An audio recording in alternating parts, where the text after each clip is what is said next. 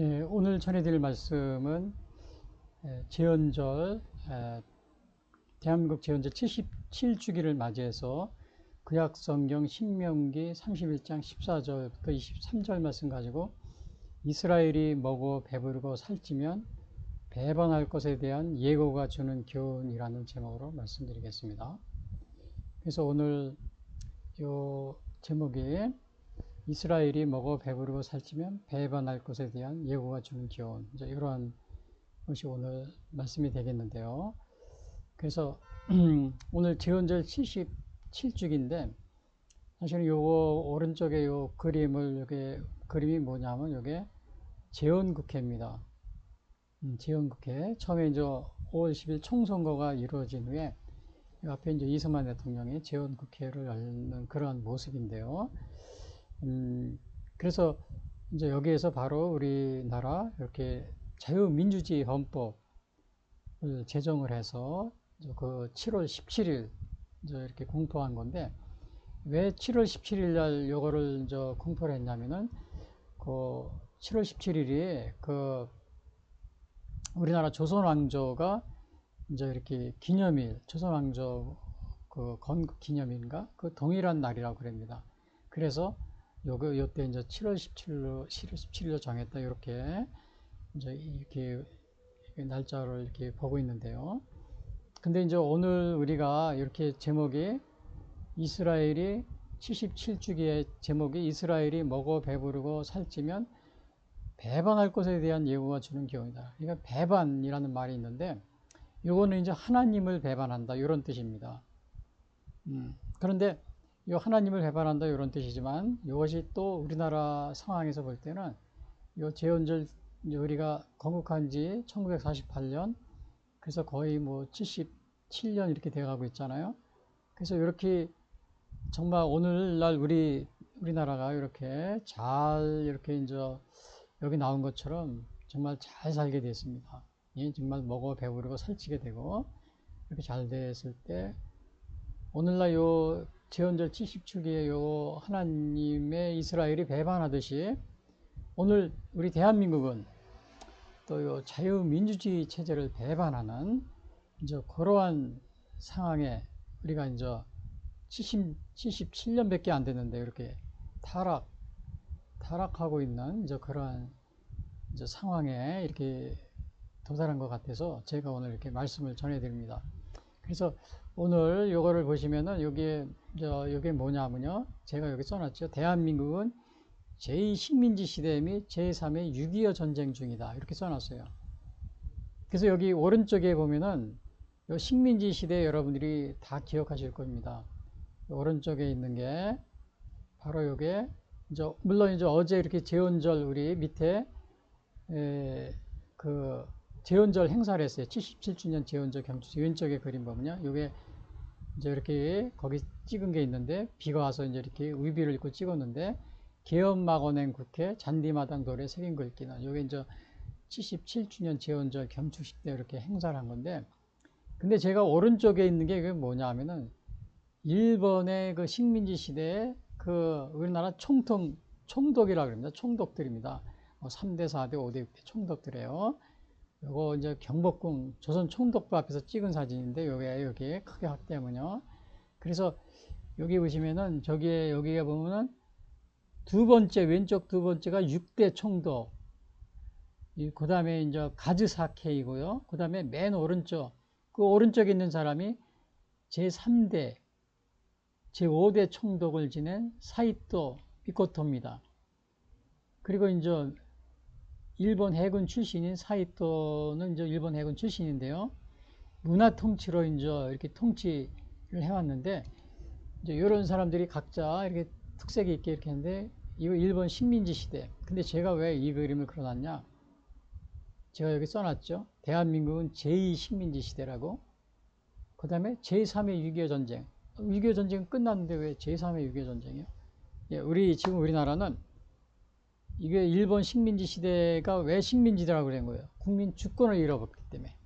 국민 주권을 잃어버렸기 때문에.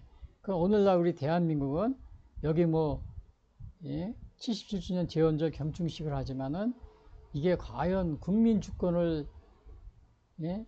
국민 주권에 의해서 이루어진 국회인가? 그게 아니라는 겁니다. 우리가 투표로서 이렇게 했지만은 이 부정선거로 인해 가지고 우리가 국민이 주권을 빼앗긴 상태에서 그 이제 가짜 국회의원들이 이 국회를 점령한 상태에서 지금 재헌절 경칙이슈를 하니까 그게 뭐하고 똑같아요. 여기 있는 1번 조선 총독부에 있었던 일본 식민지 시대 총독들거나 여기 총독 그거 같은 거죠. 이게 지금 국회가요. 왜? 물론 일본 사람은 아니지만 우리는 주권을 빼앗긴 거는 마찬가지입니다. 주권을 빼앗긴 거예요. 그래서 대한민국은 제2 식민지 시대라고 합니다. 그 다음에 제3의 6.25 전쟁은 뭐냐? 제1의 6.25 전쟁은 1950년 6월 25일, 제2의 6.25 전쟁은 1980년 5.18. 이제 그때 한 달 정도 이렇게 일어났던 거 있죠. 5.18을 전후해서. 그게 이제 1980년 5월 18일. 제3 6.25 전쟁이고. 제2 6.25 전쟁. 그리고 제3 6.25 전쟁 지금은 뭐냐? 요거는 이제 윤석열 대통령이 탄핵대한 말입니다. 여기 글씨, 이걸 크게 보면은 여기 뭐라고 썼어요? 대통령 측 탄핵 심판받으면서 헌법재판소에서 윤석열 대통령 있죠? 뭐라고 그랬어요? 하이브리드 전쟁 중이다. 그래서 하이브리드 전쟁이라는 건 눈에 보이지 않는 이러한 전쟁을 수행 중이라는 겁니다. 눈에 안 보여. 전쟁을 하는데. 그래서 이걸 제3 6.25 전쟁입니다. 박근혜 대통령 탄핵과 윤석열 대통령이 탄핵 전후로 해서 우리가 지금 제3의 6.25 전쟁을 치르는 중입니다. 그래서 우리 대한민국은 뭐 77주년 재헌절 경축식을 했지만은 제2 식민지 시대에 우리가 살고 있는 거고요. 이 오른쪽에 일본 총독이 아니지만은 우리 주권을 빼앗은 이러한 국회가 부정선거로 빼앗은 사람들이 국회를 장악하고서 주인 노릇하고 있으니까 뭐예요? 일본 총독이 우리 주권을 빼앗은 일본 총독이랑 다를 바가 없는 거죠. 그래서 제2 식민지 시대.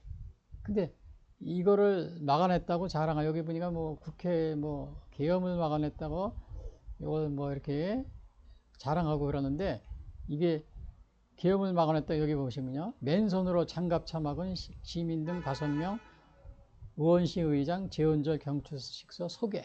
그런지 이거 시상도 했더라고요. 보니까 또 뭐 맨주먹으로 막아낸 사람들 요 밑에 보면은 여기입니다. 계엄 막아낸 국회 잔디마당 돌에 새긴 글귀는 계엄을 막아냈다 이거죠. 근데 사실은 계엄을 막아낸 것이 아니고 계엄을 막는 게 아니고 부정선거를 막았어야죠. 국민주권을 빼앗는 부정선거를 막는 거. 그 계엄은 뭐예요? 부정선거 빼앗긴 주권을 찾으려고 했던 게 계엄이었죠. 그래서 윤석열 대통령이 뭐라고 했어요? 하이브리드 전쟁 중이다. 주권을 찾으려고 했다가 오히려 이렇게 감옥에 갇히는 이죠. 그러한 것이 오늘 제3 6.25 전쟁 그런 상황입니다. 그래서 오늘 여기 제목이 재헌절 77주기 왜 그러면 이런 일이 일어났냐? 여기서 뭐 맨손으로 장갑차 막았다 계엄군 시민 등 5명 재헌절 행사 때 보니까 표창하고 그랬는데 소개를 해주고 의원식 회장이 이렇게 해가지고요. 근데 이러한 것이 정말 장갑차를 막은 것이 막을 게 아니고 부정선거를 막았어야죠. 부정선거를 이렇게 기념비를 돌로다가 계엄을 막아냈다고 기념비 세웠더라고요. 돌에다가. 근데 이거 계엄을 막아낸 걸 기념하는 게 아니고 부정선거를 막았어야죠. 그리고 이거 일본 총독이 와서 우리나라 통치하듯이 국회가 지금 국민주권을 빼앗은 사람들이 이게 다스리고 있으니까 우리 식민지 시대라는 겁니다. 그래서 오늘 요거 왜 이런 일이 나느냐. 여기서 성경에도 보면 이스라엘이 먹어 배부르고 살찌면 배반할 것에 대한 요 예고가 주는 교훈에서 이제 우리가 볼 수 있는데 요 이스라엘로 보면은 이거 하나님이 이제 그 이스라엘이 요 이제 광야 40년 이렇게 광야 40년을 이렇게 헤맵니다. 그래서 마지막에 여기 모압 평지에 이르러요. 40년 이제 다 돼서 요 가나안에 이렇게 들어가기 전인데 들어가기 전에 하나님이 모세에게 한 말씀이 뭐냐면 저 이스라엘 백성들이 이렇게 가나안에 이렇게 들어가면은 이제 여기 요 가나안 땅인데 여기 이제 가나안에 이렇게 빨간 이렇게 들어가잖아요. 들어가면은 여기 가나안이라고 써 있죠. 여기 보면 가나안. 요 가나안에 들어가면은 이스라엘 백성들이 어떻게 한다 그래요? 먹어 배부르고 살찌면 배반할 것이다.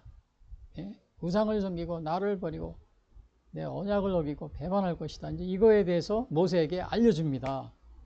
야, 이게 좋은 걸 알려주셨으면 되는데 이게 나쁜 거. 그러니까 저 이스라엘 백성들이 오늘날로 막 얘기한다면요, 저 이스라엘 저놈들이 우리가 얘기를 하면은 저놈들이 먹어 배부르고 살찌면 배반할 거야. 나를 내가 그렇게 이 광야 40년 이렇게 도와주고 출애굽해서 이끌어내 가지고 이렇게 먹고 살게 해줬고, 가나안에, 여기 이제 가나안이잖아요. 가나안에 들어가서도 이렇게 이제 살게 해줬는데 저들이 배반할 것이다. 모세에게 미리 알려주는 겁니다. 그래서 오늘 이제 이러한 것들이 있는데, 그러면은 이거 오늘날 우리가 이게 제헌절 요거 77주기를 이렇게 맞이하면서, 77주기 맞이해서 77주기 제헌절 경축식을 했잖아요. 경축식을 했는데 사실은 요 상황이 지금 어떤 상황이에요? 먹어 배부르고 살찌며 이렇게 되니까 어떻게 했어요? 지금 이렇게 뭐 계엄을 막아냈다고, 부정선거를 막아내지 않고 계엄을 막아냈다고 이렇게 자랑하고 있고, 또 여기서 맨손으로 장갑차를 막은 시민 등 5명 표창이나 하고 있고요. 지금 왜 이렇게 된 겁니까? 요 이스라엘이 먹어 배부르고 살찌고 이러니까 이제는 자유민주주의를 배반하고 이렇게 부정으로다가 이 국회를 이렇게 점령해 가지고 일본 식민지 통치를 하고 있는 듯이 제2 식민지 시대를 하면서 또 제3의 6.25 전쟁을 이렇게 하이브리드 전쟁, 눈에 안 보입니다. 안 보이니까 그냥 마음대로 하는 겁니다. 눈에 안 보이게. 하지만 그 머리도 좋아요. 머리도 좋기 때문에. 그러나 이제 언젠가는 다 이것이 들통이 나니까 이제 들통이 납니다. 그래서 첫 번째는 이게 뭐냐? 이스라엘이 먹어 배부르고 살찌며 하나님을 배반할 것에 대한 예고를 합니다. 이게 31절, 14절 이렇게 나와요. 그래서 이제 이스라엘이 요 31, 14절, 15, 16, 21절, 20절에 나오는데, 요건 이제 이스라엘이 가나안에 들어가는데, 여기 보면 이제 크게 확대하면요, 이렇게 가나안 민족이 하나, 둘, 셋, 넷, 다섯, 여섯, 일곱 있어요. 여기 이렇게 쫙 있고, 이게 여부스 족속, 이게 브리스 족속, 히이 족속, 가나안족, 기르가스 족속, 헷 족속, 아모리 족, 이런 7족속이 있다고 이제 하나님이 미리 알려주십니다. 근데 이거를 가나안에 이제 들어가면서 여호수아를 통해서 이제 다 이거 물리칩니다. 그래서 하나님이 이걸 물리치게 해줘요. 물론 이제 가나안, 광야 40년 요거도 마찬가지였고, 가나안에 들어가는 것도 들어갈 수 있게끔 해주시고, 또 이거 다 물리치게 해줍니다. 그래서 여기 보시면은, 근데 이제 이런 일이 다 이렇게 일어나기 전에 하나님이 모세를 부르십니다. 회막으로. 여호수아도 부르시고. 그래서 14절에 보니까 여호와께서 모세에게 이르시되 네가 죽을 기한이 가까웠으니 여호수아를 불러서 함께 회막으로 나오라. 내가 그에게 명령을 내리라. 모세와 여호수아가 나아가서 회막에 서니. 그래서 이제 이 회막이라는 것은 이렇게 장막입니다. 장막. 성막이라고 해요. 장막. 그 이제 그 진 바깥에 이렇게 쳐놓고 그런 건데요. 진에다가. 근데 이제 이렇게 임시로 이렇게 이제 이스라엘 백성도 광야 생활 중에는 임시로 이렇게 뭐라 그래야 되나, 초막을 짓고 살거나 이랬고, 또 하나님의 성전도 정식이 없었습니다. 회막을 이렇게 이렇게 임시 성전을 그걸 성막이라고 그러고 회막이라고 이제 그런 걸 짓고 있었죠. 거기로 나오라 그런 겁니다. 이렇게.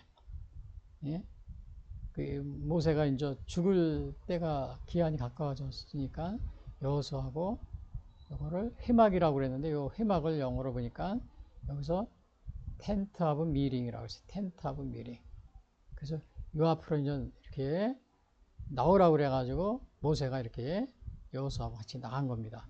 근데 여기 나갔는데 모세가 죽을 기한이 가까웠다 그래서 죽음. 근데 사실은 이 죽음이 가까우면 우리가 다 이렇게 두려워합니다. 이거 내가. 근데 모세는 하나님의 사람이기 때문에 어차피 이제 하나님 앞에 갈 거 이렇게 생각하니까 두려움이 없었겠죠. 근데 대부분의 사람들 오늘날도 이렇게 죽음을 굉장히 두려워합니다. 근데 어느 병원에 제가 이렇게 좀 말씀드리면 어느 병원에 어떤 분이 이렇게 이제 병원에 입원했어요. 근데 막 이제 얼마 안 남았다고 막 그래요. 그러니까 이 환자가 의사 선생님이 들어오니까 아, 선생님 정말 이 죽고 제가 죽으면 어떻게 되는 겁니까? 그죠? 막 두려워서 이렇게 얘기를 합니다. 근데 그 얘기하는데 갑자기 그 의사 선생님을 아는 강아지가 막 병원에 그 강아지를 뒤로 왔는지 모르겠어요. 강아지가 그냥 들어와서 의사 선생님 보고 막 꼬리를 흔들고 좋아하는 거예요. 막 이렇게 막 점프를 하면서요. 그러니까 의사 선생님이 그 환자에게 저기 형제님 이거 보세요. 이 강아지는 이 병실에 아무도 모릅니다. 내가 없으면 들어오지도 않았을 겁니다. 근데 내가 있으니까 나를 아니까 들어와서 막 기뻐하고 꼬리 흔드는 거 봤죠? 그렇죠? 꼬리 흔드는 거. 마찬가지입니다. 형제님이 죽음을 두려워하는데 죽으면은 죽어서 아는 사람이 있으면 이렇게 막 기쁘고 좋을 겁니다. 근데 형제님이 이 세상에 있을 때 예수님을 믿고 예수님을 친구가 되고 그래서 그러면은 죽더라도 어떻게 예수님을 만나게 됩니다. 그 예수님을 만나게 되면 얼마나 거기 기쁘겠어요. 그러니까 죽음이 두려워하지 마십시오. 그래서 예수님을 믿고 이제 영접하시면 죽음을 두려워하실 필요가 없습니다. 그 얘기를 했었습니다. 아무튼 여기서 제가 모세가 죽을 기한이 가까웠다 그래서 제가 이제 이렇게 그런 얘기도 말씀드렸는데 여호수아도 이제 같이 성막으로 회막 앞으로 오라고 그런 겁니다. 그래서 거기에 딱 서니까는 하나님이 뭐라 그랬냐면 여호와께서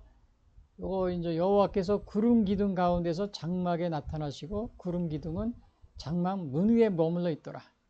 그 요거 이제 이렇게 구름 기둥이 이렇게 딱 이렇게 이제 나타난 겁니다. 예? 장막 문 앞에. 근데 요 구름 기둥이 요거 이제 이렇게 보면은 이 영어로 보면은 구름 기둥을 a pillar of cloud라고 했어요. appeared at the tent in a pillar of cloud.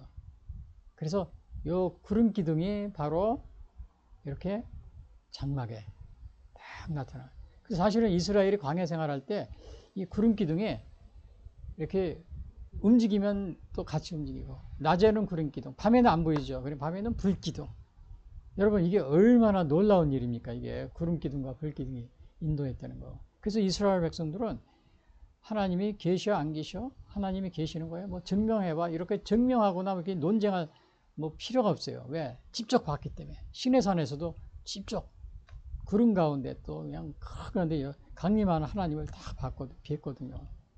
근데 이제 오늘날 보면은 그 어떤 일이 있냐면은 근데 이렇게 이제 구름 기둥 가운데 역사하는 게 한두 번이 아니에요. 뭐 그냥 저기 성막을 다 짓습니다. 그때도 완성했을 때 구름 기둥, 불 기둥에 이제 이렇게 그 성막을 완성하고 나니까 그 인도하고 제가 말씀드렸다시피 또 솔로몬 성전을 다 완성했을 때 그때도 구름이 성전에 가득하게 있고 그다음에 이제 그 저기 시내산에서 하나님이 강림할 때도 구름이 팍 둘러싸고 있고요. 그래서 이스라엘 백성들은 뭐 하나님을 증거하라 뭐 이렇게 말할 필요가 없어요. 증명해봐라. 왜냐? 직접 눈으로 봤기 때문에 체험했기 때문에. 우리가 이제 요즘에 보면 중세 시대에는 보면 스칼라 철학이라고 그래가지고 하나님의 존재를 증명하는 뭐 이런 게 많이 있어요. 뭐 토마스 아퀴나스 그다음에 현대 많은 신학자들도 신의 존재 뭐 이래가지고 막 1단계, 2단계, 3단계 막 존재 이렇게 얘기를 합니다. 여러분 근데 그런 게 다 필요 없습니다. 왜? 이스라엘 백성들에게는 왜? 직접 하나님의 현현을 목격했기 때문에 그래서 그걸 하나님 존재를 증명한다 이럴 필요가 없어요. 직접 목격했기 때문에. 자, 그래서 이렇게 여기서 보면은 여기 장막문 앞에 모세를 불렀는데 이렇게 불러서 구름 기둥은 장막문 앞에 머물러 있는 거예요. 이렇게 이제 나갔을 때. 근데 이제 20절에 보니까 여기서 이건 이제 이 말씀하시는 겁니다. 하나님은 이제 이스라엘이 가나안에 들어가 먹어 배부르고 살짝 하나님 배반할 것이다. 요 얘기를 요거 20절에서 해주고 있는데 여기 보시면은 내가 그들의 조상들에게 맹세한 바 적과 꿀이 흐르는 땅으로 그들을 인도하여 들인 후에 그들이 먹어 배부르고 살찌면 돌이켜 다른 신들을 섬기며 나를 멸시하여 내 언약을 어기리니. 여기서 하나님이 벌써 요 이스라엘이 먹어 배부르고 살찌면은 다른 신들을 섬길 것이다. 이제 요거를 이미 다 이렇게 예측하고 있습니다. 그래서 이거를 여기서도 보면은 뭐라 그랬어요? 예? when they eat their fill, 그들이 배부르고 그 다음에 이제 살찌고 thrive, they will turn to other god, 다른 신들을 섬긴다는 거죠. 다른 신들을. 그래서 이런 것을 하나님이 이제 앞으로 이스라엘이 그런 일을 할 것이다. 언제? 여기 가나안에 이렇게 이제 쫙 들어가서 가나안에 여기 7족속이 있다고 그랬잖아요. 7족속을 다 하나님이 다 몰아내 주시고 또 거기서 살 수 있게끔 해주고 나면은 요 이스라엘 백성들이 이제 이렇게 먹어 배부르고 살찌면은 다른 신들을 이렇게 섬길 것이다. 요거를 갖다 여기서 알려주고 있습니다. 그러니까 앞으로 일어날 일을 이렇게 알려주고 있는 겁니다.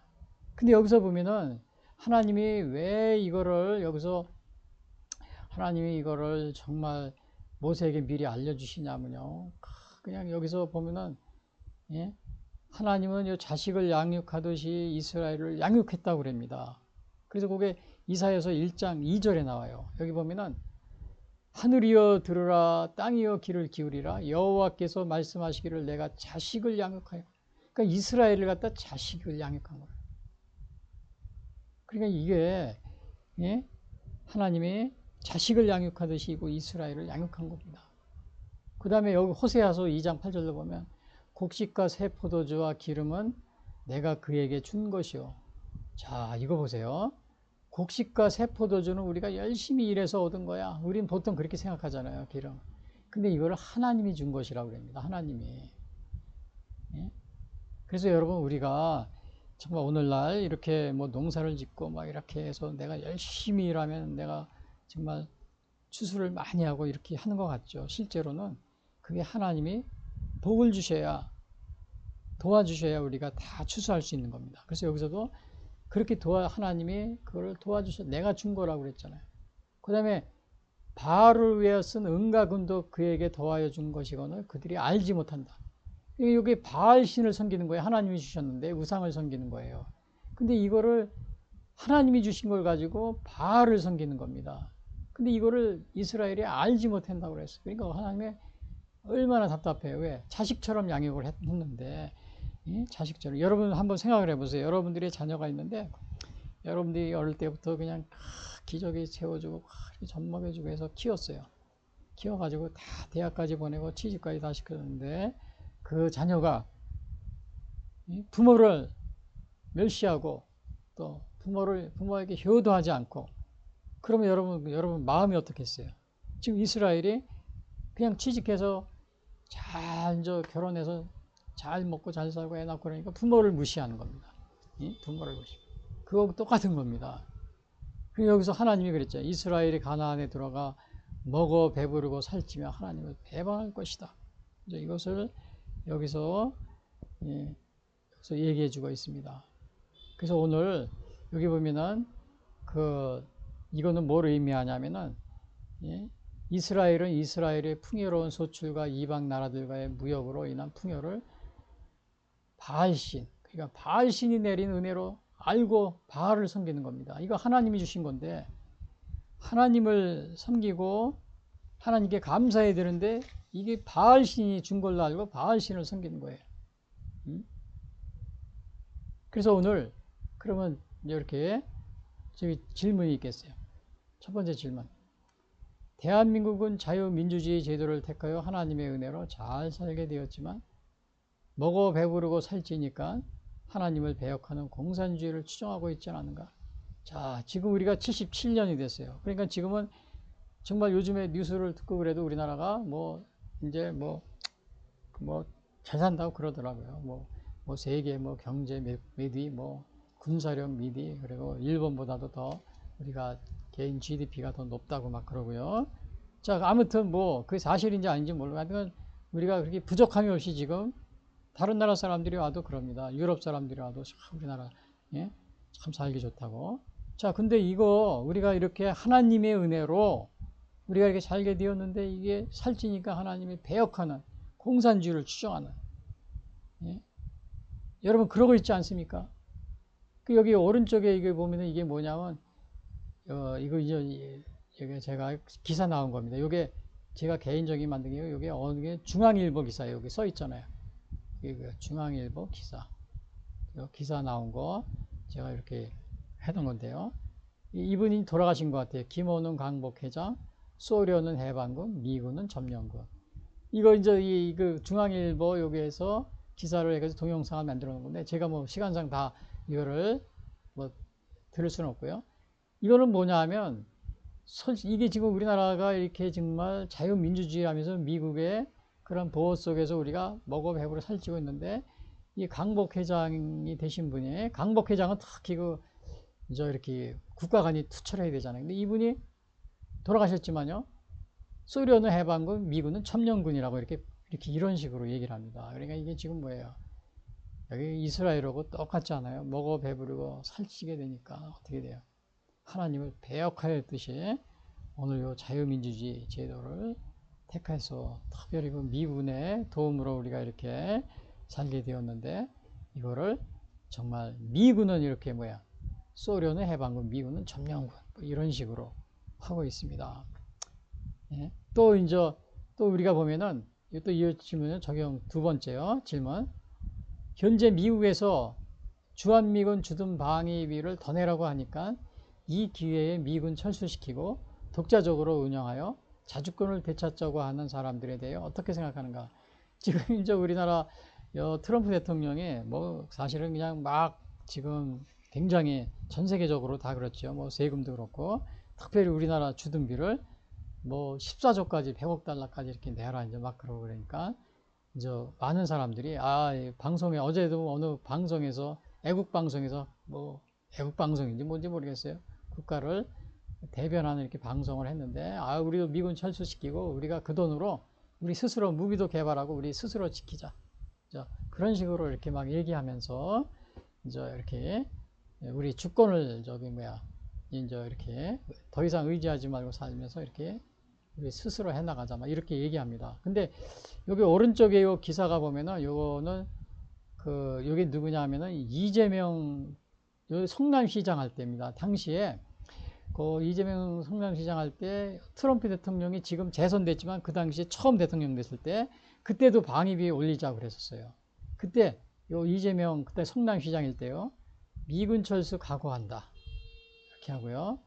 주둔비 축소 요구해야 이렇게 얘기하면서 여기 이제 중부일보에 나온 겁니다. 제가 임의로 한 것이 아니고 이 중부일보라는 건 이제 경기도에서 발간한 것 같아요. 트럼프 취임 언급하며 주장. 근데 요 내용이 거기에 보면은 또 뭐를 이렇게 언급하냐면 뭐 그냥 주둔비를 많이 달라고 그러니까는 말을 그렇게 할 수는 있어요. 그런데 요거 보니까 내용 자체가 확대를 해보니까 여기 보니까 뭐 사드도 이거 우리에게는 전혀 소용도 없는 뭐 사드를 설치했다 뭐 이런 말도 있어요. 여기가 여기 경제 파탄을 요거요. 사드 배치를 철회시켜야 한다. 또 미군 철수를 각오하고라도 과도한 주둔비 추가 부대면 축소를 요구하고 경제 파탄을 불러주는 뭐 사드 배치를 철회 이런 기사거든요. 그 내용을 쭉 읽어보니까 이 내용이 정말 우리나라를 진심으로 이렇게 걱정해서 이렇게 하는 뭐 그런 것 같지만 실제로는 미군을 철수시키는 이제 그런 의도적으로 이렇게 이분처럼요 점령군이라고 이렇게 이제 말하는 이제 그러한 내용입니다. 기사가 미군은 점령군. 그러니까 트럼프 대통령이 이거 주둔비 올리니까 그럼 우리가 철수시키고 우리 스스로 하면서 또 경제를 파탄시키는 사드도 필요 없어 뭐 이런 식으로 결국 이런 거는 뭐예요? 예? 이거는 뭐예요? 자유민주주의를 우리가 그동안에 우리 이제 어떻게 보면 사실은 우리가 그 6.25 전쟁 후에 우리 힘으로는 스스로 아무것도 할 수 없었습니다. 미군이 없었으면 사실은 중국과 러시아, 일본 틈바귀 속에서 계속 우리나라는 그냥 뭐 분열에다가 분쟁에다 이렇게 싸우느라고 정신없을 겁니다. 그나마 미군이 와서 이게 중심을 잡아준 겁니다. 77년 동안. 그래서 우리가 지금 이렇게 경제 발전을 이루고 살아온 거죠. 근데 사실은 미군이 이렇게 한 것도 사실은 하나님이 거기에 은혜가 여기에 하나님이 은혜로서 미군을 통해서 미군이 한 게 아니고 미군을 통해서 하나님이 미국을 사용한 겁니다. 그래서 그 그나마 우리가 이렇게 77년 동안 정말 먹고 살게 된 거죠. 정말. 근데 이게 먹고 배부르 살찌게 되니까 어떻게 돼요? 미군은 점령군. 또 이런 식으로요. 물론 당시에 성남시장이었던 이재명 시장이 이제 대통령이 됐지만 지금은 어떤지 모르겠어요. 어떤 생각을 가지고 있는지. 또 트럼프 대통령이 또 다시 재선돼 가지고 또 이제 방위비를 뭐 14조까지 올리라고 하는데 정말로 미군을 또 철수시켜 가지고 또 그렇게 이제 그런 식으로 또 유도할 건지. 왜? 미군은 점령군이라고 이렇게 말한 적이 있습니다. 여기 기사에도 보고 또 사드도 필요 없다 이런 식으로 북한은 핵무기를 막 쏴대는데도 그러니까 근본적인 목적은 이렇게 미군은 사실은 점령군이었다 이제 이러한 의도를 갖고 있기 때문에 요 기회다.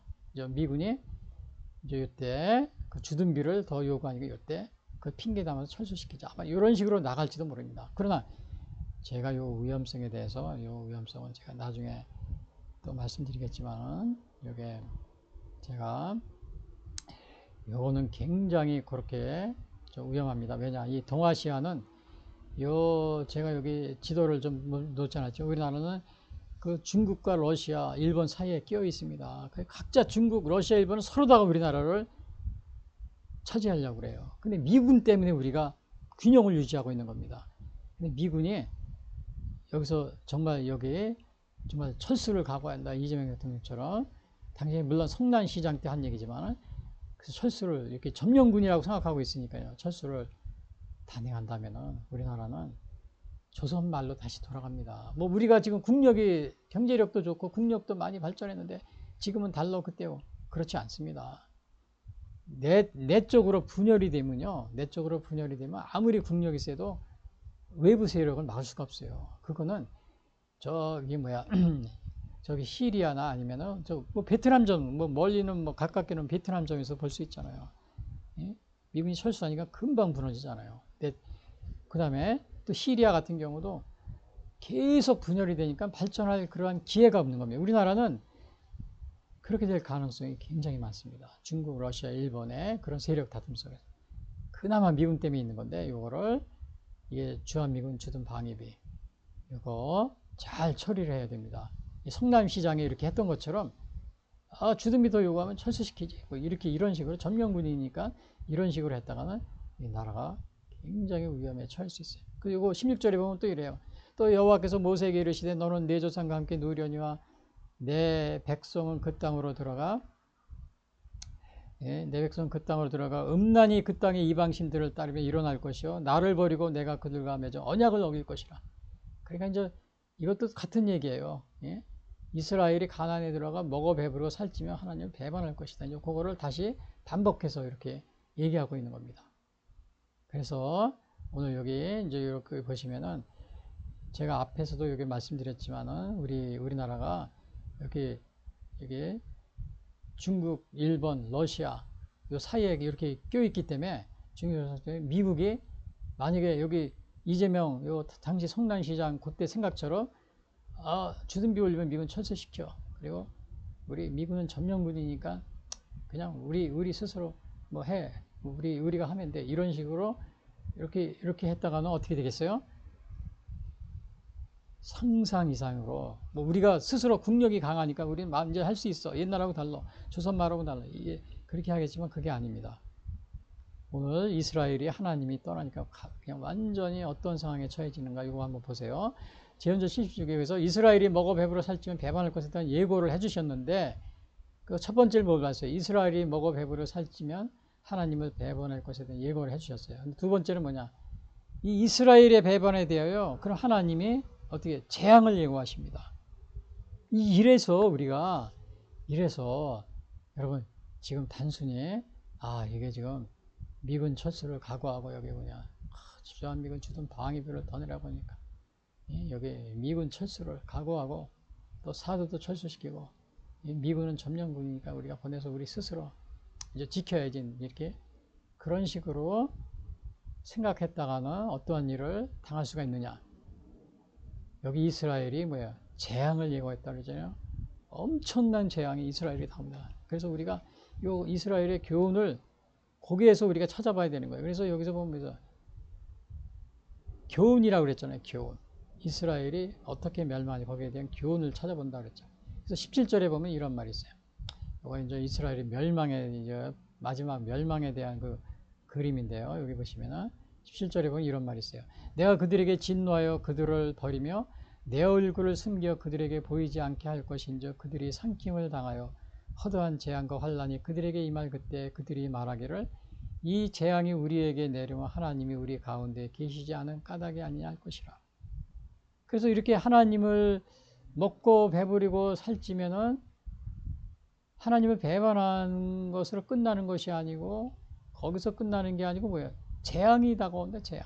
17절에 여기서 뭐라고 했어요? 진노하여 그들이 삼킴을 당하고 그 다음에 하나님은 또 얼굴을 숨긴다고 그랬어요. 하나님의 얼굴을 숨겨.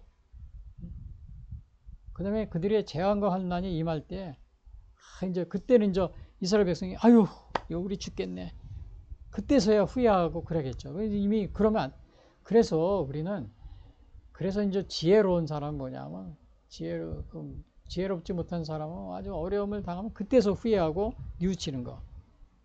그러나 이제 지혜로운 사람은 어떻게 해요? 거의 닥쳐오기 전에 미리 조심하고 이렇게 하는 거. 그게 더 지혜로운 사람이죠. 물론 우리가 뭐 환란이 우리에게 많은 것을 배우게 할 수는 있어요. 그러나 우리 정말 때로는 이 환란이 이렇게 국가 멸망에 이를 거야 하고 완전히 파멸을 가져오는 것이라면 우리가 뭐 그거를 굳이 환란을 뭐 겪고서 나서 그때 후회할 그런 것은 그건 뭐 지혜롭지 못한 것이라고 볼 수 있죠. 여기서도 하나님이 그들이 환란을 하는데 그들을 버린다고 그랬어요. 내가 그들에게 하나님이 진노하니까 이스라엘을 버렸다고 그랬어요. 얼굴도 숨겼다고 그랬어요. 또 보이지 않게. 그들이 환난과 재난과 삼킴을 당해도 하나님은 외면하시는 겁니다. 구해주지 않으시고. 왜? 그냥 먹고 배부르고 살찌고 그럴 때 하나님을 배반하는 것이 너무나 이렇게 정말 하나님의 완전히 시기를 놓친 겁니다. 그래서 이렇게 멸망에 이뤄가지고 막 환난 울부짖고 막 난리치고 이스라엘이요. 여기에서 근데 여기 보시면은 이게 왜 이렇게 하나님이 왜 그 사람들을 이스라엘을 버렸냐면 그 죄악으로 말미암아 그 사로잡혀갔던 줄 알지라 이게 죄악으로 말미암아 그들이 내게 범죄하였으므로 하나님이 얼굴을 가렸다 그랬어요. 범죄. 왜 얼굴을 가렸냐면 범죄해서 그래서 이제 이렇게 하나님이 얼굴을 숨기신 겁니다. 보이지 않게. 왜? 죄악 때문에. 그러니까 하나님은 이게 죄 짓는 거를 싫어하십니다. 그래서 부정과 부패 또 우리나라도 마찬가지예요. 제헌절을 맞이해서 그냥 계속 부정과 부패 또 뇌물을 서로 정신이 받아가면서 또 부정선거로 하면서 또 그냥 그거를 계속 그냥 부정선거를 계속 한다든지 하나님이 그거를 어떻게 재앙을 내리시겠죠. 죄가 있는 곳에. 여기서도 그랬죠. 관심을 끊는 이유는 죄악 때문이다. 이사야서 59장에도 이런 말을 합니다. 여호와의 손이 짧아 구원하지 못하심이 아니요 귀가 둔하여 듣지 못하심도 아니라 오직 너의 죄악이 너희와 너희 하나님 사이를 갈라놓았다 그랬어요. 죄악이. 그래서 이 죄 때문에 우리가 하나님하고 가까이 갈래도 갈 수가 없는 게 죄악이 갈라놓은 거라고 합니다. 죄악이. 그래서 하나님이 그래서 듣지 않으시는 거예요. 여기서도 이 오른쪽 그림에도 보면 인간의 이걸 확대해서 보면 인간의 죄가 있어요. 하나님의 갈 수 없어요. 그래서 예수님이 그 십자가의 그 공로로서 우리가 건너간다. 이런 표시를 하는 건데 그래서 이렇게 죄가 있으면 하나님과 사람 사이에 갈 수가 없어요. 갈 수가 없기 때문에 물론 이제 이것은 우리 예수님의 십자가의 공로로서 하나님께 가까이 갈 수 있지만 죄를 회개해야 되죠. 그래서 여기 질문이 하나인데 하나님을 대적하는 체제가 다른 중국과 북한과 러시아를 조심하라는 것을 죄의 문제가 아닌 색깔론이나 이념 의상 등으로 비난하고 있지는 않은가? 자, 그 이스라엘이 하나님이 어떻게 했어요? 하나님이 듣지 않으셨잖아요. 얼굴을 돌리셨죠. 왜? 죄악이 너희와 하나님 사이를 갈라놓았다 그랬어요. 여기서도 이 사람하고 하나님 사이가 갈라져 이 벽이 있잖아요. 이건 죄 때문에 그래. 물론 예수님이 있어서 우리가 이 죄를 회개하고 다시 이제 하나님께 갈 수 있었지만요. 이게 마찬가지입니다. 우리가 지금 북한하고 어떻게 해요? 북한하고 이게 뭐예요? 중국과 북한, 러시아를 우리가 조심하자 막 그러면 뭐예요? 착갈론이다. 뭐 아직도 이념 우상에 뭐 빠져있다. 뭐 이런 식으로 얘기하는 사람이 많이 있어요. 근데 요거는 이제 그렇게 색깔론이나 이념 우상 그런 게 아닙니다. 공산주의는 죄의 문제가 우리가 지금 가까이 이웃이지만 북한과 러시아를 우리와 사이에 이 죄의 문제에 있기 때문에 왜? 이 공산주의 국가는 뭐야? 무신론이잖아요. 또 종교를 박해하고요. 하나님을 반대하고 하나님 믿지 못하게 하고 그래서 갈 수가 그래서 우리 사이에 이렇게 벌어진 거지 뭐 색깔론이나 이념 이런 게 아닙니다. 엊그제 또 이렇게 남부 이렇게 뭐야 저기 뭐 요즘에 장관 저 임명 청문회 하는데 어떤 분이 뭐 이렇게 청문회 하다 보니까 어떤 분이 뭐 북한을 대날락하고 그랬더라고요. 예? 김일성 뭐 조문을 가려고 김정일이 죽었을 때도 가려고 그러고 막 그래고 이제 그러니까 국회의원이 청문회 때 아니 왜 그렇게 북한을 왔다 갔다 하려니까 이분은 이제 평화통일을 하려고 우리 가깝게 지내려고 그러려고 하는 거라고 왜 아직도 색깔론에 빠져 있냐고 막 이런 식으로 또 뭐 이념 뭐 이렇게 빠져 있다. 근데 여러분이 이념이나 색깔론이 아닙니다. 죄의 문제입니다. 북한은. 그리고 또 어느 장관은 나와서 남북 그 연결하는 그 철도를 또 개선한다고 막 그러더라고요. 여러분 우리가 북한하고 철도 개선해서 왕래하면 좋죠. 근데 우리가 이렇게 중국과 북한과 러시아를 철도 개선이나 이런 것도 조심해야 되는 건 왜? 색깔론, 뭐 공산주의, 뭐 자유민주 이런 것 그런 문제를 떠나서 죄의 문제가 가로막히고 왜 어떤 죄냐? 하나님을 배반하잖아요. 배반하잖아요. 하나님을 반역하는 그런 국가들이잖아요. 그러니까 우리가 조심하는 겁니다. 그래서 이거는 이념의 색깔론 문제가 아니고 죄의 문제라는 걸 여러분이 꼭 여러분 명심하세요. 그래서 대부분에 보면은 이게 특히 공산주의를 추종하는 이런 사람들은 뭐라고 그러면 색깔론이라고 그런 식으로 막 자기를 합리화합니다. 이거 색깔론 문제가 아니고 죄의 문제입니다. 여기 보면은 또 그들이 돌이켜 다른 신들을 18절 따르면 모든 악행으로 말미암아 내가 그때 반드시 내 얼굴 이때도 뭐라 그랬어요?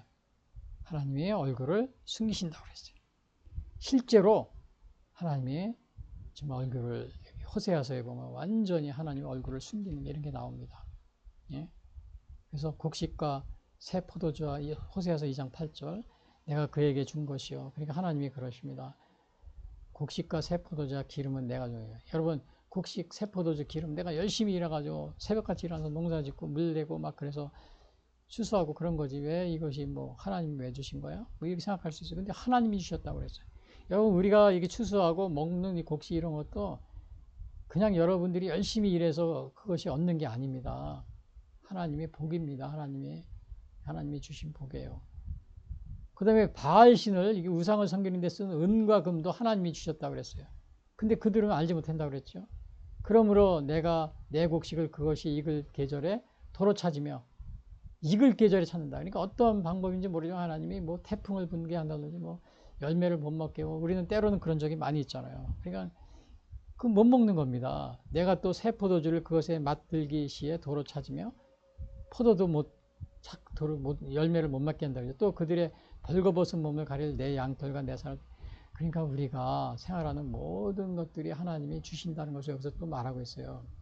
이제 내가 언제 이렇게 배반할 때 재앙을 예고하는 겁니다. 이제 내가 그 수치를 그 사랑하는 자의 눈앞에 드러내니 그를 내 손에 건져낼 사람이 없으리라.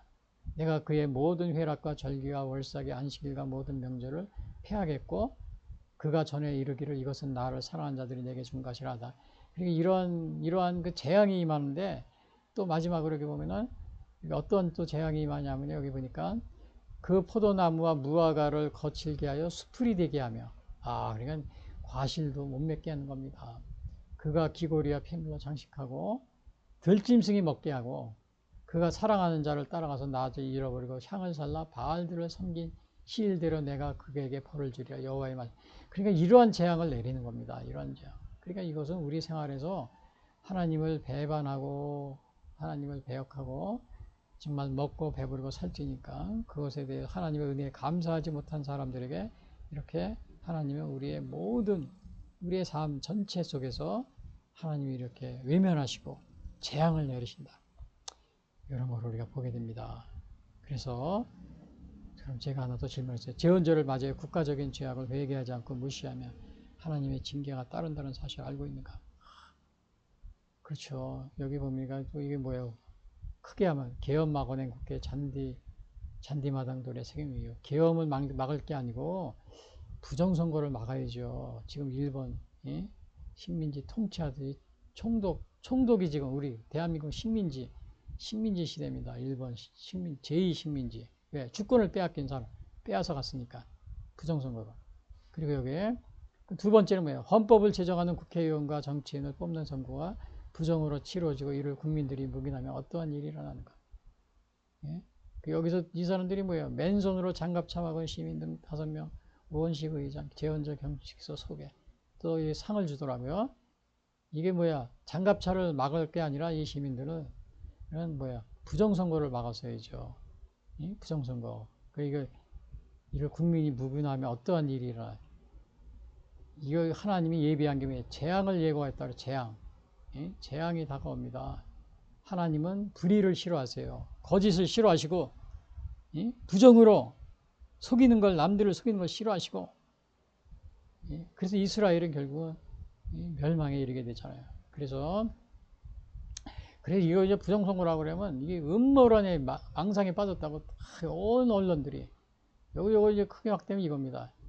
그래서 우리나라가 국민들이 이걸 깨닫지 못하는 게 이거 뉴스타파라는 이 뉴스타파는 이거 MBC나 또 JTBC 이런처럼 이런 방송들이 미디어가 있습니다. 언론사들이 이런 거는 그냥 이런 거를 이제 그냥 JTBC, MBC, 뉴스타파 이런 공산주의를 추종하는 언론들이 계속해서 이런 거를 음모론이라고.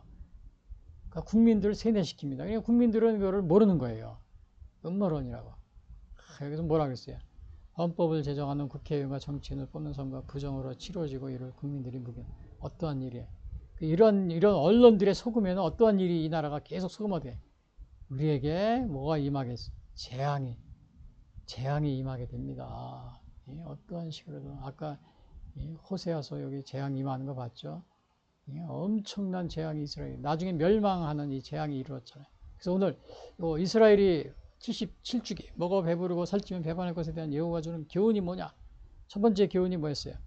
이스라엘이 먹어 배부르고 살찌면 하나님을 배반할 것에 대한 예고, 그런 경각심을 갖는. 그 다음에 두 번째, 이스라엘을 배반해 대한 하나님은 재앙을 예고하셨죠. 그럼 마지막 세 번째, 환란 시에 깨닫도록 모세의 노래를 부르게 하셨다. 그러면 이제 그렇게 어려움을 당할 때 이스라엘 백성들이 그냥 자기들이 이거 그냥 깨닫지 못할 수도 있어요. 그러니까 하나님이 요것은 이미 너희들이 가나안에 들어오기 전에 모세를 통해서 글을 써놓으라고 그랬다. 노래를 지으라고 그랬다. 아니, 모세의 노래를 만들어 놓으라고 그랬어요. 어려움을 당할 때 그걸 보고서 깨달으라고. 그래서 요거는 이제 가나안에 들어가기 전 요건데, 이렇게 가나안에 들어가면서 이렇게 이제 들어가고 나서 이렇게 먹고 배부르고 살찌면은 이렇게 타락하잖아요. 어려움을 만나 재앙을 받아. 그럼 요거를 이제 모세에게 그걸 불러주라고 그랬어요. 그걸 기록하라고 그랬어요. 기록. 가나안에 들어가기 전에. 그래서 19절에 보면 그러므로 이제 너희는 이 노래를 써서 이스라엘 자손들에게 가르쳐 그들의 입으로 부르게 하여 이 노래로 나를 위해 이스라엘 자손들에게 증거가 되게 하라. 그래서 요거를 여기 보니까 이 노래를 Write down this song. 모세입니다. 모세의 노래라고 그래. 그래서 song이라는 말 썼죠. 그래서 그것이 뭐야? It may be a witness for me. 증거가 되게. 예? 증거가 왜? 이것은 이렇게 너희들이 재앙을 만나고 그런 것은 너희들의 죄 때문이야. 이제 이거를 깨닫게 할 수 있도록 그 모세야, 네가 노래를 져라. 그래서 그 모세의 노래가 요 32장에 나옵니다. 32장 전체가. 그래서 좀 길어요. 요 모세의 노래가 나옵니다. 이스라엘 역사에 대해서 쫙 얘기하면서 불순종했을 때 어떠한 벌을 받고 또 이스라엘이 앞으로 불순종하면 어떠한 언약을 어기면은 이렇게 먹고 배부르고 살찌어가지고 언약을 어기면 어떠한 일을 당할 것이다. 그걸 다 적어 놓으라고 그랬어요. 그래서 모세의 노래 적어 놓은 겁니다. 그리고 나서 그들이 수많은 재앙과 환란을 당할 때 그들의 자손이 부르기를 잊지 아니한 이 노래가 그들 앞에 증인처럼 되리라. 나는 내가 맹세한 땅으로 그들을 인도하여 드리기 전 오늘 나는 그들이 생각하는 바를 아노라. 그러니까 하나님이 여기 뭐라 그랬어요? 인도하여 들으기 전이라고 그랬죠. 그러니까 가나안에 들어가기 전에도 다 아신다는 거예요. 그리고 미리 모세한테 걔네들이 배반할 거니까 내가 꼭 그거 써놔라. 이제 이렇게 얘기한 겁니다. 그리고 뭐라 그랬어요? 그러므로 모세가 그날 이 노래를 써서 이스라엘 자손들에게 가르쳤더라. 그래서 이제 모세가 모세의 노래, 그걸 가르쳐서 기록을 해둡니다.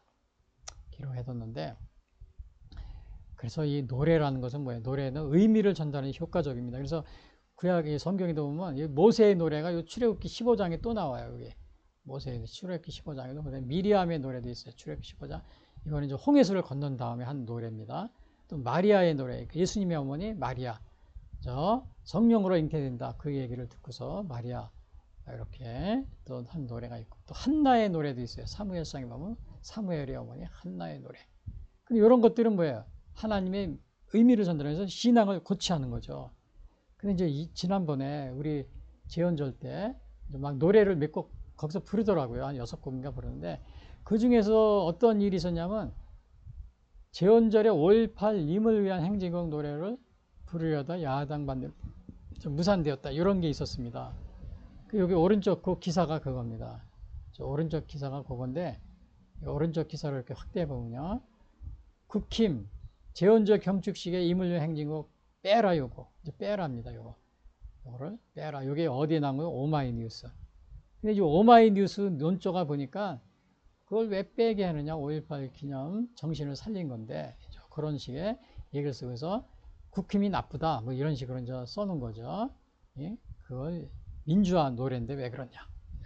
그래서 우리나라는 이렇게 이제, 근데 이 5.18 요거는 여러분, 이게 5.18은 제가 앞에서도 얘기했지만은, 예? 5.18은 제1 6.25 전쟁이 1950년 6월 25일, 제2 6.25 전쟁 1980년 5월 18일. 이거 왜 그러냐면요. 그 당시에 수많은 그 엄청난 무기와 또 이렇게 그 뭐라 그러나, 이러한 것들이 거기에 있었습니다. 교전입니다. 교전. 그냥 교전이 일어났었어요. 교전. 5,000여 점의 총기, 그 다음에 800, 700여 대의 뭐 그냥 군용 트럭, 뭐 지프차 뭐 이런 거요. 그 다음에 뭐 2,000여 발의 다이너마이트가 전남 도청에, 광주 도청에 그 매설돼서 터지면 그냥 광주시 한 4분의 1이 날아갈 정도로 그런 식으로 이게 완전히 그 뭐야 교전 상태였습니다. 근데 거기에 또 그걸 기념하는 5.18 이물련 행진곡 노래를 부른다. 또 5.18을 또 보니까 제헌절 때 보니까 이제 헌법에 넣겠다. 막 그것도 막 이렇게 나오더라고요. 그런 얘기도요. 여러분, 그거 헌법에 넣으면은 그럼 우리나라 뭐 광화문에서 군용 트럭 700대 탈취하고, 그 다음에 교도소 탈취해서 다 죄수들 풀어주고, 총기 5,000점 그냥 총기 그 뭐야 예비군 저 총기 그 보관소에 가서 다 탈취해서, 예? 용산으로 막 가가지고 광화문에서 막 사방에서 총 쏘고, 또 중앙청 지하에다가 뭐 경복궁 그냥 거기에다가 막 2,000발 다이너마이트 설치해놓고, 예? 폭파시킬 준비해놓고, 예? 잘못하면 그냥 종로구가 다 날아가겠죠. 그 정도 위력으로. 뭐 그렇게 뭐 하자는 겁니까? 야, 그래서 이거는 정말 여기서 국민의힘에서 이거를 빼라고 그랬는데 맞지 않는다고. 근데 이제 막 이 오마이뉴스, 또 여기 보면 또 오마이뉴스처럼 비슷한 게 한겨레, 또 뭐 거기 또 앞장서기 위해 JTBC, MBC 뭐 이런 신문 이런 거예요. 나 중국 방송들이죠. 공산당 방송들, 비슷한 방송들은 다 이제 그거를 비난하고 이제 그런 거를 이렇게 하고 있는 것이 오늘날의 현실입니다. 그래서 오늘 여기 보면은 노래는 의미를 전달하는 게 중요한데, 이게 제헌절까지도 이렇게 5.18 노래를 불러라. 제2 6.25 전쟁이 바로 1980년 5.18 마찬가지인데요. 그래서 왜 이것을 우리가 제2 6.25 전쟁이라고, 또 한 가지는 여기에 정말 5,000명의 유공자 명단도 아직도 밝히고 있지 않습니다. 그리고 누군지도 모르고 그냥 가서 그냥 참배만 하는 거예요. 그리고 또 이제 그럴 뿐만 아니고, 또 그냥 여기 뭐예요? 그냥 우리가 여기 뭐라 그래야, 여기 그 일본의 그 야스쿠니처럼 이거 폭동을 일으킨 전범들과 또 전범이라 그래. 이게 그 6.25 제2 6.25 전범이나 또 폭력을 행사한 사람들, 이 1,000여 명의 정체불명의 사람들, 이런 거를 밝히지도 않는데 무조건 가서 참배하라는 겁니다. 예? 누군지도 모르고, 5,000여 명의 유공자가 누군지도 모르고. 그래서 일본의 그 야스쿠니와 비슷한 그러한 상황인데, 이걸 헌법에 넣겠다고. 지금 제헌절날 또 이 노래도 부르자고. 완전히 지금 우리나라가 어떻게 된 거예요? 이게 여기서 제헌절에 이 노래는 안 돼. 국힘 거비한 두고. 이것도 어느 방송이냐? MBC요. 아까도 얘기했죠, MBC. 이것도 비난하는 겁니다. 왜 안, 이런 거를 5.18 민주화 노래인데 이걸 안 된다고? 다 그렇잖아요. 아까 오마이뉴스도 그렇고요. 그 다음에 요거 MBC도 그랬고요. 이거 뭐 JTBC 뭐 따라서 또 한겨레 뭐 다 이렇게 그냥 다 합창을 하는 거죠. 그래서 또 뭐 뉴스타파 이런 데서는 또 이제 윤석열 대통령 아까 여기 보니까 부정선거 뭐 이렇게 지금 하이브리드 전쟁이다. 그러니까 부정선거는 음모론이다. 이거 망상이에요. 이거 뉴스타파잖아요. 그렇죠? 하여간 우리나라 언론은 완전히 지금 이런 식으로 돼 있어가지고 올바른 방송을 하지 않습니다. 근데 이러한 현상이 일어난 것은 이거 제가 이 얘기를 또 해야 돼요. 이게 지금 지도를 확대해 보면 이게 고려시대 여기 제가 써놨죠. 김일성의 고려 연방제 통일 이걸 주장했거든요. 그거는 연방제 통일로 간단해. 이 고려자를 빼고요. 그 연방제 통일. 이거는 공산화 통일을 의미하는 이유가 뭐냐면요. 김일성이 고려는 이 평양이 수도잖아요. 근데 고려는 이게 여기 보면 후삼국 시대 고려가 여기 있죠. 그 다음에 후백제가 이렇게 있어요. 그 다음에 신라가 이렇게 동남쪽에. 근데 고려가 왕건이 여기 전라도 지역, 나주를 중심으로 해서 전라도, 광주 이 지역을 점령을 먼저 했어요. 제주도고요. 그러니까 이 남쪽을 이렇게 통일하기 전에 후백제 신라가 있었지만 여기를 먼저 전라도, 광주하고 제주도를 먼저 점령을 한 겁니다. 그리고서 나중에 고려가 통일을 했잖아요. 그래서 요거를 본받아서 김일성이 고려 연방제 통일. 그걸 이제 고려자를 빼놓고 연방제 통일한다. 이렇게 해놓고 공산화 통일을 여기 고려가 통일하듯이 다 김일성이 이렇게 통일을 시키겠다. 공산화로. 이런 계획을 가지고 있는 겁니다. 근데 거기에 그래서 우리도 여기 보면은 전라도, 광주 여기서 5.18, 그 다음에 제주도, 제주 4.3 이게 다 우연이 아닙니다. 이게 우연이 아니에요. 여기도 완전히 지금도 여기 제주 4.3도 뭐 평화 뭐 운동이었다, 뭐 평화 시위였다 그러고 전라도 뭐 5.18 민주화 뭐 이런 식으로 됐잖아요. 그래서 이것이 바로 또 우리나라 대통령들이 북한에 가가지고 연방제 통일 다 서명하고 북한 방문한 대통령들이 다 그렇게 했고요. 그래서 오늘날 정말 우리가 이렇게 위기에 처했는데 이것은 마치 난 저기 미지근한 물에 개구리가 이거 확대해 보면은 어떻게 돼요? 여기 미지근한 물에 넣으면 개구리가 미지근해 좋다, 놀기 좋아, 그렇게 계속 있는 겁니다. 뜨거우면 뛰어나와요. 그러니까 우리나라를 이렇게 지금 미지근하게 불을 계속 몇 년 동안 뗐어요. 저 1980년 이후에 5.18 이후에 한 거의 40년, 50년 미지근하게 떼고 지금은 완전히 어떻게 됐어요? 이제는 개구리가 나중에는 자기도 모르게 죽게 되겠죠. 지금 대한민국이 그런 상태에 빠져 있는 겁니다. 빠져 있는데 엊그제도 보니까 이거 우리나라 여기 보니까 중국 대사 이거 확대해 보면 여기 주한 중국 대사가 뭐라 그랬어요? 한국 선거 중국 개입설. 이거는 완전히 정치적 거짓말. 중국 우리나라 대사 여기 와 있는 대사가 중국 대사. 이거 뭐예요? 이게 지금 윤석열 대통령이 뭐라 그랬어요? 이거는 뭐하고 같으냐 하면은 이 고양이가 머리만 숨겼어요. 사자가 쫓아오니까 그럼 자기가 숨은 건지 아는데 이 개도 마찬가지예요. 지금 이런 거하고 마찬가지입니다. 왜? 눈에 안 보이는 전쟁을 하거든요. 하이브리드 전쟁. 눈에 안 보이는 윤 대통령이 뭐랬어요? 하이브리드 전쟁. 눈에 안 보이거든요. 그러니까 아무도 모르니까 이런 식으로 선거관리위원회 또 뭐 대법원 판사들 그다음에 중국의 대사까지도 이렇게 이런 식으로 해서 다 정치적 거짓말이다. 왜? 하이브리드 전쟁은 눈에 보이지 않는 비가시적 전쟁이거든요. 그러니까 이런 식으로 지금 우리를 잡아봐라 이제 이런 식으로 이렇게 숨어 있는데 근데 그게 어떻게 되겠어요? 다 보이잖아요. 그렇죠? 여기 뭐 이렇게 머리만 숨기고 있어요? 숨은 게 아니죠. 자, 그래서 오늘 제가 결론적으로 요약하면 제헌절 77주기 이스라엘이 먹어 배부려 살찌며 배반할 것을 예고해 주는 게 첫 번째, 이스라엘이 먹어 배부르고 살찌며 하나님을 배반할 것을 예고를 했다. 이스라엘 배반에 대해 하나님은 재앙을 예고했다. 그냥 가만히 있는 게 아니라 재앙이 다가옵니다. 그래서 환란 시에 깨닫도록 모세의 노를 부르게 하셨다. 그래서 우리가 이렇게 정말 먹어 배부려 살찌게 되는 이런 상황이 있는데 우리가 이게 정말 맨손으로 장갑차 막았다. 이걸 자랑할 게 아니고 제헌절날 부정선거를 막았다 해야죠. 이제 우리가 일본 식민지 통치, 여기 일본 통감들이 나오잖아요. 지금 우리가 이런 상황이 돼버린 겁니다. 예? 그리고 여기 뭐 계엄 막아낸 국회는 잔디마당 돌에 새긴 글귀. 계엄을 막아낸 게 아니고 부정선거를 막아냈어야죠. 윤 대통령이 그랬잖아요. 눈에 안 보이는 하이브리드 전쟁 중이라고. 그래서 그러나 이제 아직 희망은 있습니다. 어제 보니까 연세대학교에서 제1회 리멤버 이스마일 그래가지고 60주년 추모 이거 시를 하더라고요.